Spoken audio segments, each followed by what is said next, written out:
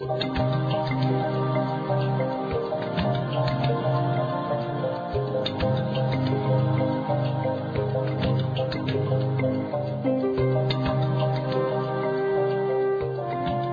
we're living in a time of economic crisis. We're living in a time when the economic system, the money system itself, the markets are unraveling. And this is a very frightening time for people.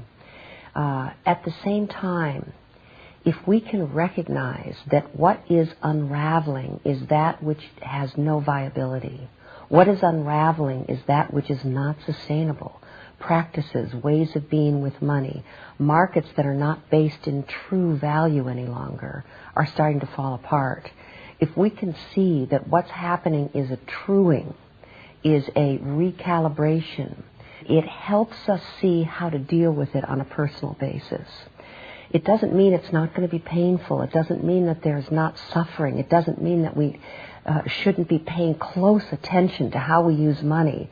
But if we look on a larger scale, if we step back from the personal trauma, the fear that we're all caught in and that the media is caught in, and see that we're living at a time when we've been in a time of enormous excess that has created financial structures and systems that are inappropriate and completely unsustainable, and now they're falling apart. We'll know that at the end of this, we're all going to be better for it, because we're going to be in a truthful, more accurate, more integrous relationship with ourselves, with money, and with the resources on this planet. We can get through this. It's a difficult time, I don't deny that.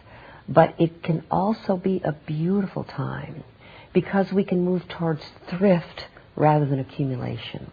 We can move towards appreciating what we love than being afraid of what we've lost.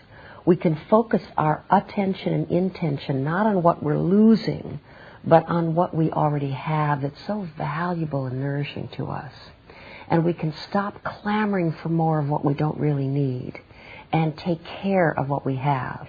This is a time that I think history will look back on and say, these are the people, this is the generation of humankind that made the changes, that went through a transformation that made the future of life possible. These are the people who had the courage to make profound changes in the way they were thinking, as well as in the way that they were behaving, that gave the future to life itself.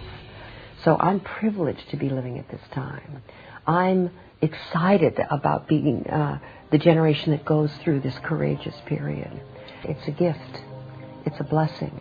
A tough one, but something that will create the profound transformational change that's absolutely necessary and required for us to have a future on this planet.